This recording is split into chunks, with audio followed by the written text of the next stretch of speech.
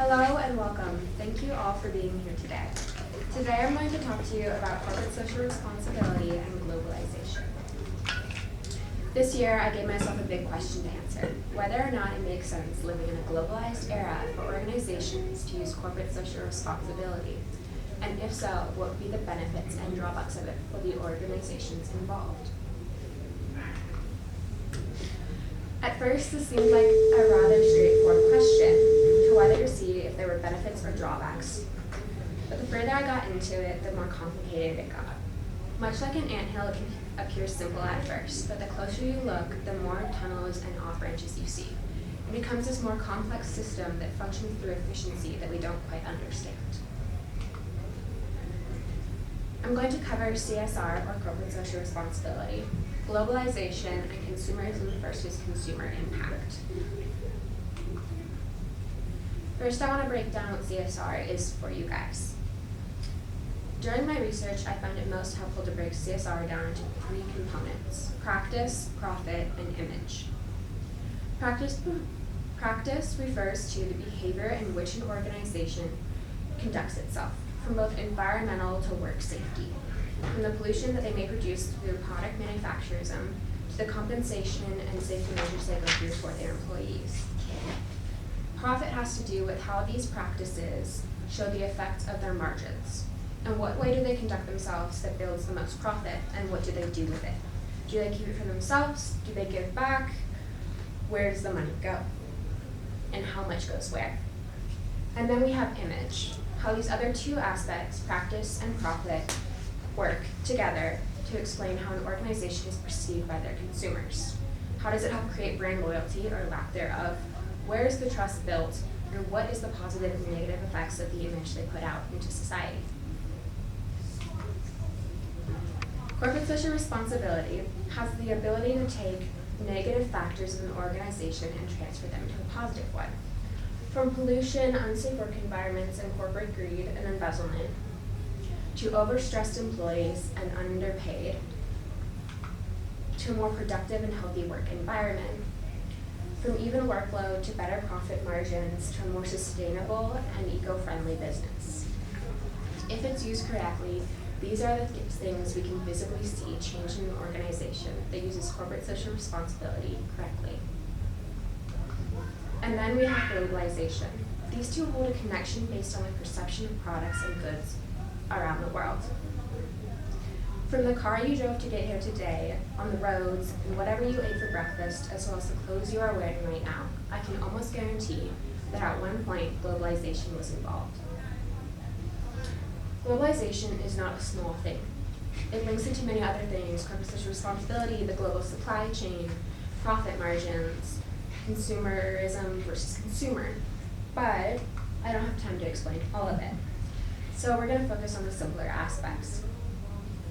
Globalization has to do with distribution of goods on a large scale. From makeup to food to self-care items to plants to pets to so much more. Globalization keeps these things moving all around the world. And it is easier to understand it now than it was 20 years ago. Living in the digital age of information, we can see how globalization used to move goods all around the world. For example, with the tariffs implemented by the Chinese government as well as the US government, making it more expensive to import and export metals, there has been a market recreation, in a sense, or redesign.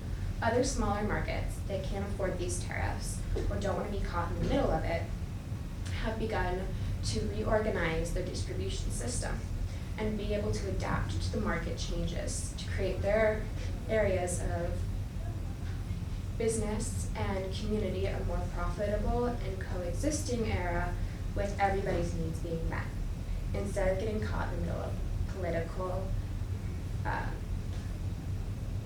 political debates between governments.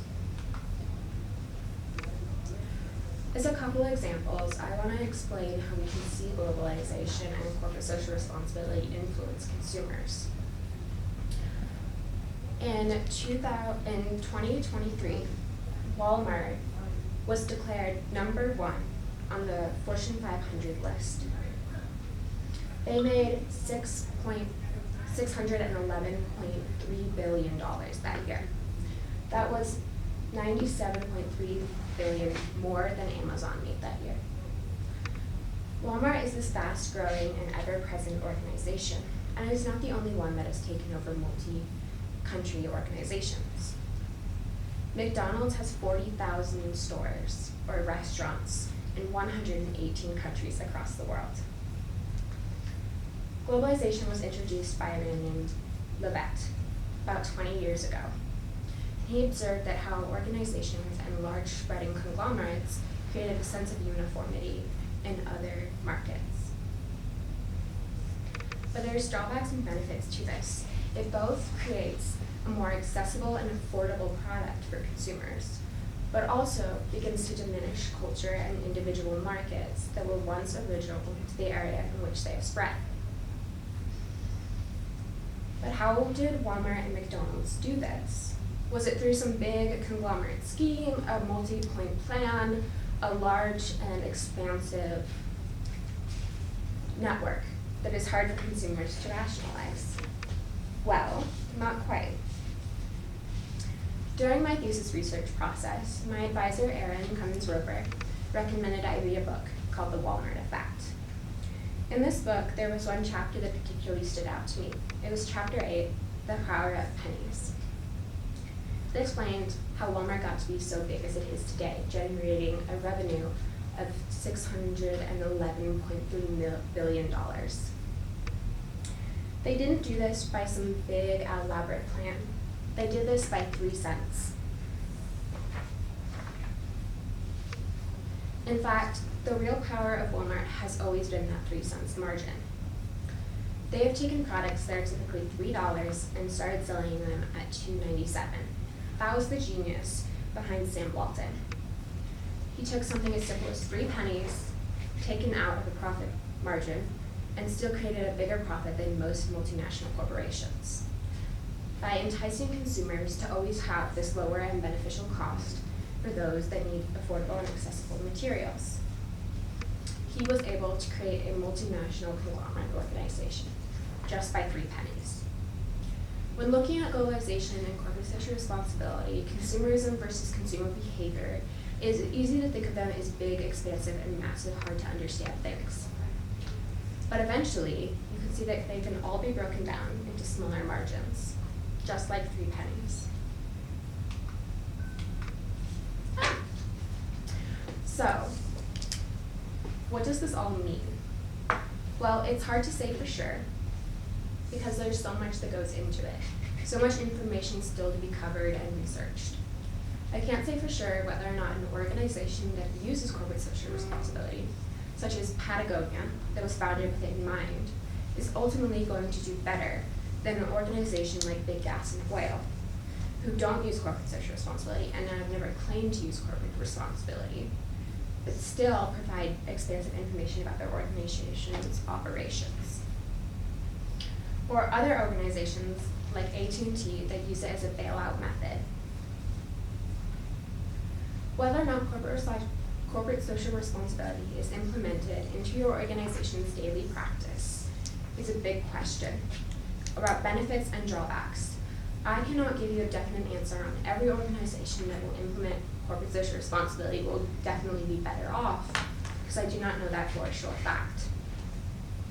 But I can say that organizations I've seen use corporate social responsibility both from their founding and in the middle of their inventions have profited more in the last 10 years than organizations who haven't.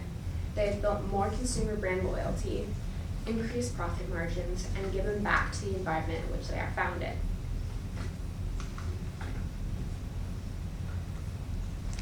As I said before, I cannot definitely answer this question because I do not want to spread misinformation about this content. Consumers are responsible for a lot of this, even if we don't see it. It is much like the anthill metaphor I started with. While it can be easy to think of yourself as small and just another cog in the machine, consumers have huge impacts on how organizations behave. So if you as a consumer want to see a change within an organization you have brand loyalty to, Doing your research on how they operate on a daily basis is going to be a major impact. Because if enough consumers become aware of the goods that they have consumerist behavior to, then it begins to change the dynamic between consumer and organization, making a more connected and open communication about daily operations. If you want to see change, it is easy to make it happen, even if it doesn't seem so at first. Consumerism is driven through globalization. The large expanding market, it is more easy than ever to access a multitude of resources. Globalization is influenced by the way that an organization conducts itself. Eventually, all of these things tie back to each other. And it's confusing, but it's also this massive interest. I plan to spend the next 4 years of my life at business school looking further into this subject matter. So why not start looking into it now and understanding where I'm headed?